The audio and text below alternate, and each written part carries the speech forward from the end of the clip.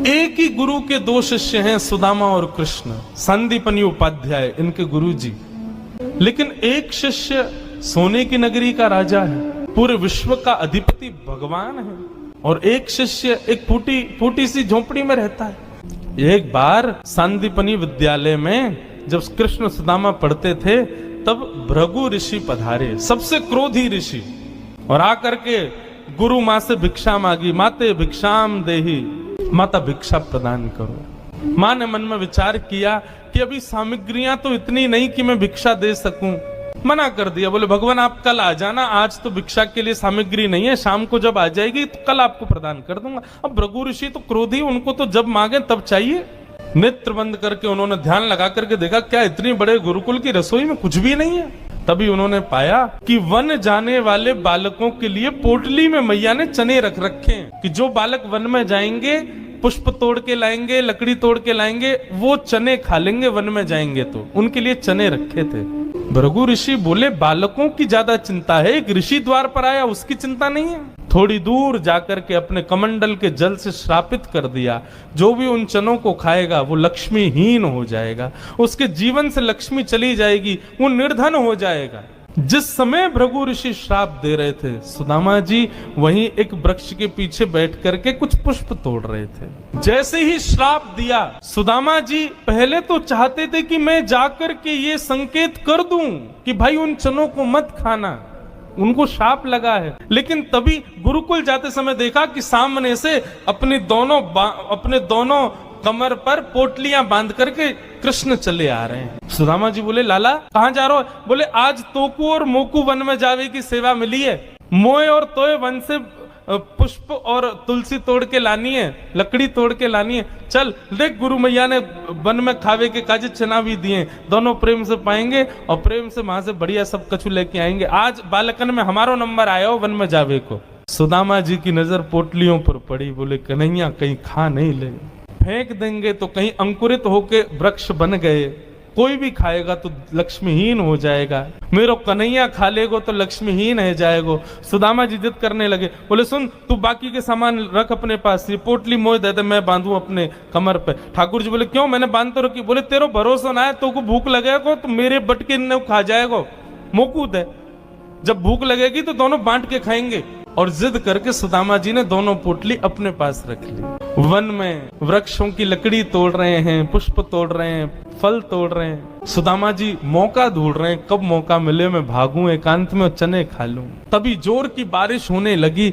बारिश के कारण ठाकुर जी तो एक वृक्ष के नीचे जाकर के खड़े हो गए। अरे आजा सुदामा यहीं खड़ो है जा, बहुत वर्षा हो रही है। पर सुदामा जी एक बगल में एक और विशाल वृक्ष था, उसके ऊपर चढ़ गए, डाल पर जाकर के बैठ गए। वर्षा हो रही थी, ठाकुर जी एक वृक्ष के नीचे खड़े हैं, दूसरे वृक्ष के ऊपर सुदामा जी बैठे हैं। सुदामा जी बोले यही सही समय है, और पोटलियां खोल करके सुदामा जी खाने लगे। ठाकुर जी ने देखा, ए सुदामा मेरे उचना है बा में, खा मत जाइयो, रुक जा वर्षा रुकन दे, मैं हूं आ रहा हूं ऊपर। लेकिन सुदामा जी के नेत्रों से आंसू गिर रहे हैं। बोले लाला तू सदा प्रसन्न रहे, मेरे बट की लक्ष्मी भी तेरे पास आ जाए, तेरे जीवन में कभी कोई कष्ट नहीं आवे, मेरे लाला को कभी रोनो नहीं पड़े, कभी उदास नहीं हो, कभी दुखी नहीं हो, यही मेरी मित्रता को उपहार में अपने कृष्ण को देना चाहूं। और उपहार के रूप में सुदामा जी ने मानो अपने जीवन में प्राप्त होने वाली समस्त लक्ष्मी भी श्री कृष्ण के चरणों में पधरा दी, और दोनों पोटली के चने स्वयं सुदामा जी खा गए।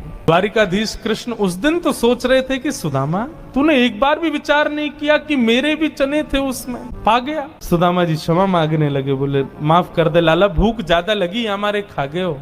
लेकिन वास्तविकता कौन जाने। सुदामा जी महाराज फटी टूटी झोपड़ी में रहते हैं, उधरी हुई धोती पहनते हैं, अन्न जल का तो कोई ठिकाना ही नहीं है, ऐसे घर में रहते हैं।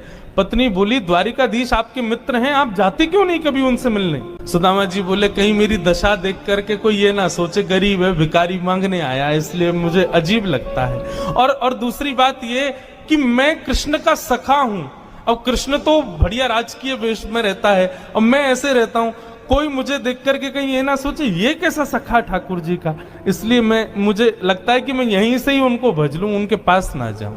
सुदामा जी की पत्नी ने सौगंध दे दी, तुम्हें मेरी सौगंध है, जाओ द्वारिकाधीश से मिलके आओ। पत्नी की सौगंध मान करके सुदामा जी आज विचार करने लगे, जाऊं? कृष्ण ये तो नहीं सोचेगा कि कहां से आ गया, कुछ मांगने आया है। कृष्ण तो नहीं सोचेगा, लेकिन उसकी पटरानियां, उसके राज्य के लोग, महामंत्री आदि ये सब तो नहीं सोचेंगे। सुदामा जी को बहुत संकोच हो रहा है, लेकिन पत्नी की सौगंध है तो निकल पड़े। पत्नी ने 4 घरों में जाकर के अलग अलग एक एक मुट्ठी चावल लिए, जानबूझ। क्यों? ताकि जब ये पोटली द्वारिकाधीश देखेंगे तो अलग अलग प्रकार के चावलों को देख के पहचान जाएंगे कि एक दाना भी सुदामा के घर का नहीं है। थोड़ी तो कृपा करेंगे मेरे ऊपर। सुदामा जी पोटली दबाए निकल पड़े। सुदामा जी महाराज धीरे धीरे चल करके द्वारिका की ओर जा रहे हैं। चलते चलते महीनों बीत गए सुदामा जी को। तभी एक व्यक्ति से बोले, भैया द्वारिका नगरी कितनी दूर रह गई है अभी यहाँ से? व्यक्ति हंस करके बोला, भगवान आप गलत आ गए हो। बोले गलत? कितनी दूर आ गए? बोले अभी आप कम से कम 50 कोस और पीछे जाओ, वहां से एक रास्ता मुड़ेगा, वो द्वारिका को जाता है, आप तो कहीं और पहुंच जाओगे अभी। सुदामा जी महाराज बोले, भले पधारे भैया द्वारिकाधीश। चलते चलते चलते मैं तो वैसे ही आधो जाऊंगा, मुंह तो लगे मेरे प्राण ही निकल जाएंगे, मैं द्वारिका पहुंच ही ना पाऊंगा।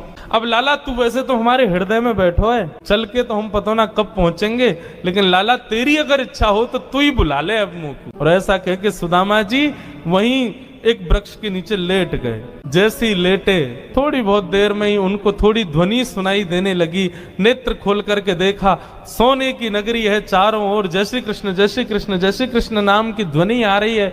सुदामा जी महाराज थोड़े प्रसन्न हो गए। बोले भैया ये कौन सी नगरी है? किसी व्यक्ति से पूछा ये कौन सी नगरी है? बोले भगवान ये द्वारिकापुरी। मेरे कृष्ण मित्र की नगरी द्वारिका?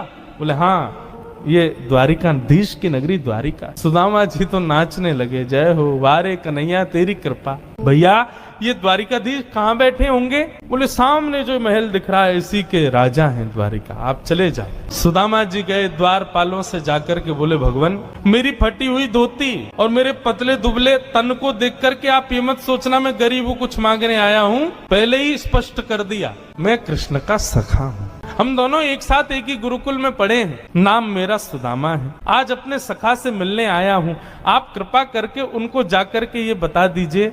और सुनिए, यदि वो बहुत व्यस्त हो तो उनको परेशान मत करो, आपके इतने बड़े महल में कोई खिड़की हो वहां से मुझको उनका दर्शन करा दो, मैं तो केवल उनको देखने आया हूं। द्वारपालों ने बंधुओं ससम्मान सुदामा जी को बिठाया। कहा महाराज द्वारिकाधीश प्रसाद पा रहे हैं, हम फिर भी निवेदन कर देते हैं।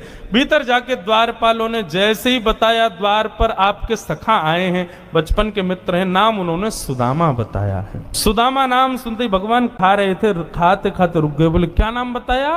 बोले सुदामा।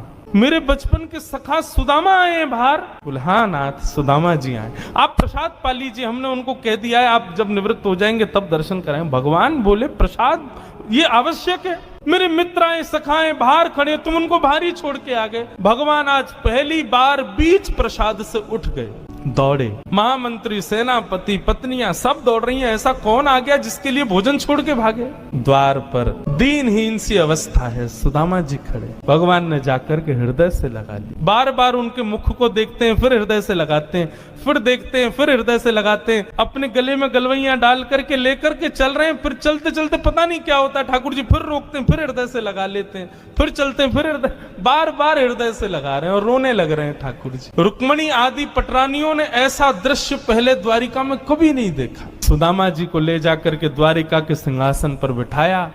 भगवान ने अपने नेत्र के अश्रुओं से सुदामा जी के चरणों को धोया और संपूर्ण जल द्वारिका के चारों दिशाओं में छिड़क दिया। बोले हमारी द्वारिका पवित्र हो जाएगी। सुदामा जी के चरणों का चरणामृत। सुदामा जी कह रहे हैं लाला मैं इन सबके योग्य ना हूं, ये सब कहा कर रहा हो भैया? ठाकुर जी बोले आप किसके योग्य हो और कौन किसके योग्य? मुझसे बढ़िया कोई नहीं जानता, चुपचाप बैठे रहो, जो कर रहे हैं करने दो। जो लक्ष्मी सदा के लिए विहीन हो गई थी उसे वही लक्ष्मी आज सुदामा जी के चरण पहुंच रही है। भगवान की सुदामा जी की थोड़ी मैत्री चर्चा हुई। सुदामा जी से भगवान ने पूछा, सुदामा जी ब्याह हो गए आपके? बोले हाँ लाला है क्यों ब्याह? बोले ब्याह कर लिया, हमको नहीं बुलाया? बोले लाला कर्जा लेके ब्याह कियो और वह ब्याह में भी सबन को भोजन करावे के चक्कर में मैं और तेरी भाभी तो भूखे ही रहे। 4 दिन बाद पड़ोसी ने आके भोजन दियो तब जाके तो पेट भरो। अब वहां में तो को बुलाते तो लाला तो पवानो तो बहुत दूर की बात, अब तू आते तो तेरे संग घोड़ा आते, सैनिक आते, इनको ही नहीं पवा पाते। ऐसे ब्याह में फिर हम कैसे बुलाते लाला? हमारे निमंत्रण नहीं दियो। मेरी छोड़ लाला, तू बता तेने ब्याह कर लियो? भगवान बोले हमारे ब्याह की मत पूछो, जैसे आपका ब्याह बताने लायक नहीं ऐसे हमारे ब्याह भी बताने लायक नहीं। बोले नहीं नहीं लाला बता ब्याह भयो कि नहीं? भगवान बोले हो गया। अच्छा भाभी कहाँ है? चलो मिलवाएं भाभी से। बोले यहीं बुला दो। बोले नहीं बड़ी जगह चाहिए भाभी से मिलने के लिए। बोले क्यों? बोले अब चलो पता चल जाएगी। विशाल एक सभागृह था, सुधर्मा सभा, और उसमें महाराज असंख्य जहां तक देखो भगवान की पत्नियां खड़ी हैं, घूंघट सिर पर रखा है, इतनी सारी माताएं बहनें दूर दूर तक सिर दिख रहे हैं, लाल लाल साड़ी पहने भगवान की सब पत्नियां। सुदामा जी बोले द्वारिका की सब माताएं बहनें दर्शन करने आ गई महात्मा का। सुदामा जी बैठ गए, भगवान ने इशारा किया आओ एक एक करके सब प्रणाम करो। मैं रुक्मणी प्रणाम, देवी चरसो भाग्यवती रहो। मैं जामवती प्रणाम, देवी चरसो भाग्यवती रहो। मैं सत्यभामा प्रणाम, देवी चरसो भाग्य। मैं कालिंदी प्रणाम, देवी चरसो भाग्यवती रहो। मैं भद्रा, मैं लक्ष्मणा, सब प्रणाम करती हुई 500 पत्नियां प्रणाम कर गई भगवान के। जब 1000 पत्नियां प्रणाम कर गई, ठाकुर जी खड़े खड़े देख रहे थे। सुदामा जी बोले लाला यहाँ पे आइयो, कितनी और हैं अभी? भगवान बोले 16,108। अच्छा लाला ये सब अपनी है? भगवान बोले हाँ सब अपनी। वाह लाला तेने इतने सारे ब्याह किए, 16,108। अरे भैया हमें एक में ही बुला ले तो हम भी आ जाते मालपुआ खावे। हमने एक किया वहां में नहीं बुलाया, तू नाराज है क्यों? तेने इतने सारे के एक में ही बुला ले तो। ठाकुर जी बोले कितने ब्याहों में तो मैं भी नहीं गया था, मेरे बिना ही ब्याह है गया, बिना दूल्हा के ही बारात चल गई। बोले लाला देख पतलो दुबलो सो में सुदामा 500,000 पत्नियां प्रणाम कर गई, मेरा तो अभी से बीपी हाई है गो। लाला 16,000 उनको आशीर्वाद दूंगा तो मुंह तो लगा मेरे प्राण ही निकल जाएंगे। एक काम कर, पत्नी तो 16,108 है, पति तो अकेलो तू ही है ना? बोले हाँ। एक काम कर तू मुंह को प्रणाम कर, मैं तू को आशीर्वाद दे दूं। अधीश दंडवत कर रहे हैं और सुदामा जी दोनों भुजा से आशीर्वाद दे रहे हैं। इस दृश्य को देख करके द्वारिका के लोग बलियां लेने लगे। जय हो, धन्य है हमारे द्वारिकाधीश। एक ब्राह्मण को कितना सम्मान देना चाहिए, द्वारिकाधीश से सीखो। अपने राज सिंहासन पर बैठा दिया, ये भी विचार नहीं कर रहे हैं कि मैं द्वारिकाधीश हूं, मैं जगत नियंता जगदाधार हूं। साष्टांग दंडवत प्रणाम कर रहे हैं सुदामा जी को। सुदामा जी उनको आशीर्वाद दे।